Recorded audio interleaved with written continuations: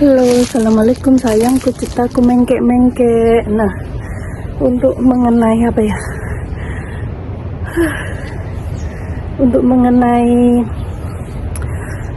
penjual es atau pedagang es yang ada di pengajian itu sudah ditemui oleh Gus Miftah. Gus Miftah sendiri dengan sukarela atas kejadian bisa dibilang ngatain GOBLOK oleh pedagang es. Jadi Gus Miftah tidak mengurangi rasa hormat, beliau datang ke kediaman Pak siapa ya namanya, Pak Sun entah Pak siapa itu. Nah, ini videonya ya, di sini videonya, entah di bawah ya di videonya. Beliau datang ke rumah Pak Sun, naik mobil hitam, dikawal banyak orang. Terus setelah itu sampai ke depan rumah Pak Sun, disambutlah oleh Pak Sun pedagang es itu, dipeluk. Nah, setelah dipeluk dibawa masuk ke rumah. Kalian tahu di sana Gus Miftah ngapain? Di sana Gus Miftah minta maaf kepada Pak Sun pedagang es. Nah, setelah minta maaf itu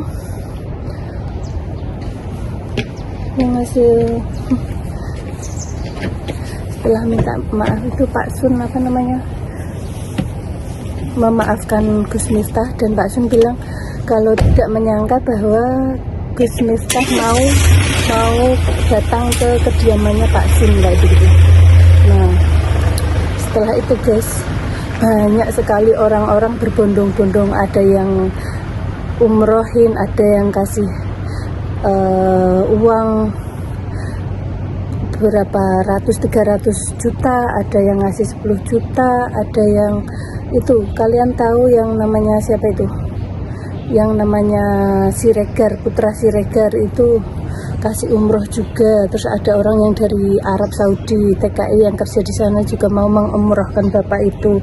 Pokoknya banyak sekali orang-orang yang datang. Si Agnia dari Malang yang mempunyai pembantu yang menyiksa anaknya itu juga kasih 10 juta atau berapa juta kayak begitu ya kan, banyak sekali. Nah, kisah dari kejadian ini kita bisa ambil bahwa setiap kejadian itu pasti ada hikmahnya. Adapun toh Gus Miftah salah atau apa ya, emang guyonan, Gus Miftah nganggapnya guyonan. Gus Miftah ini namanya sebenarnya Taim ya, beliau dari Lampung. Beliau dulu bekerja sebagai marbot masjid, terus dia kuliah di Jogja, entah di mana itu, terus kenal sama Bapak Amin Rais, jadilah dia diangkat jadi entah partai apa kayak gitu, digiring Amin Rais, terus jadilah Gus Miftah. Kalau Gus Miftah seluk-beluknya apakah anak Kiai, Mbak Coy kurang begitu paham silsilahnya, sebab kalau dari tetangganya Lampung, Mbak Coy kan punya teman yang Lampung dekat dengan Gus Miftah, itu bilang bahwa ayahnya itu orang biasa-biasa saja, kayak tani kayak begitu. Cuman Gus Miftah ini dulu itu pernah kuliah entah di Jogja entah di mana ya, itu tidak lulus kuliahnya, jadi ikut Amin Rais. Setelah ikut Amin Rais jadi Gus Miftah, jadi dakwah ngaji. Setelah dakwah ngaji sekarang diangkat jadi Menteri Agama oleh Bapak Prabowo Subianto, presiden kita ya. Nah, dari situ Mbak Coy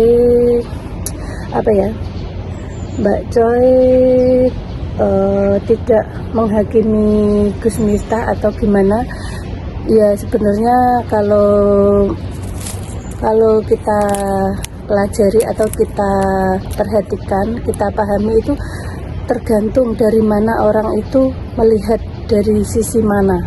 Kalau dari sisi dakwah ya itu sudah dianggap keterlaluan ya, menganggap pedagang itu goblok. Tapi kalau dari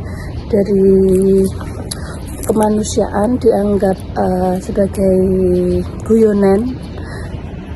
Kadang tuh ada orang dakwah itu caranya berbeda-beda. Ada yang langsung emang bener ilmu ini diplek kayak sesuai kitab. Ada juga orang dakwah itu dengan merangkul guyonan seperti Gus Idam, Gus Kausar, Yai Anwar Syahid dan lain sebagainya. Kalau Yai Anwar Syahid juga ada diselingi guyonan ya, tapi kadang biasanya orang menganggap kalau Yai Anwar Syahid juga pernah itu orang jual sate ya, kalian bisa melihatnya. Kalau ada Mbak Joy sematkan videonya, kalau nggak ada ya nggak usah. Tapi kan santun Yai Anwar Syahid bilang, Bapak penjual, saya kula mboten badhe mengusir jenengan. Maksudnya saya tidak akan mengusir Anda. Begitu, namun harus mematuhi peraturan panitia. Ketika dakwah sudah dimulai, mohon maaf, yang tertib, maksudnya tertib itu pedagang nggak boleh jalan sana jalan sini berjualan kayak begitu loh.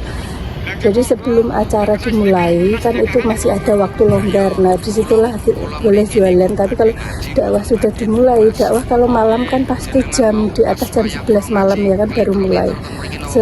Masih sore itu kan bisa jualan ya kan, bisa jualan, dan sore itu bisa dilakukan apa ya namanya, waktu pentas seni, acara-acara itu kan bisa kan. Nah dari situ Yai Anwar Syahid bilang ketika dakwah dimulai mohon tertib ini di sini itu jangan berjualan di depan panggung atau gimana, takut jamaahnya itu keling-lingan atau tidak fokus. Biasanya kalau orang jualan apa itu di depan panggung, kiainya itu nggak fokus, malah lihat orang penjual pedagang. Jadi kiainya nggak fokus, dakwahnya nggak fokus, jamaahnya pun juga nggak fokus, malah jajan gitu. Nah maka dari itu kita bisa ambil hikmahnya. Salamatul insani fi hifdzil lisan, keselamatan manusia itu terletak di dalam menjaga mulutnya. Mbak Joy yakin Gus Miftah itu sadar nggak sadar ya dakwahnya sesuai apa cara beliau. Tapi sebagian orang ada yang ngejudge, ada yang membuli, ada yang gimana. Sebagian orang ada yang kasihan sama Pak pedagang. Nah kalau pendapat Nikita Mirzani, kalau bapak pedagang itu tidak viral, bakalan ada orang berbondong-bondong kasih uang 300 juta, kasih umroh, kasih apa. Itu pendapat Nikita Mirzani ya, ada benarnya juga. Tapi kalau kita bisa dilihat dari sisi baiknya itu lantaran, ibarat Gus Miftah ini lantaran, namun caranya agak kasar kayak begitu ya. Lantaran untuk mengangkat derajat si bapak pedagang es ini tersebut ya kan. Maka dari itu mungkin sudah rezekinya, sudah garis tangannya bapak pedagang itu. Ya udah sampai di situ dulu, pokoknya kita harus berhati-hati dalam menjaga lisan. Oke, assalamualaikum warahmatullahi wabarakatuh. Bye bye, sareng aneh ngomong ya. Dadah.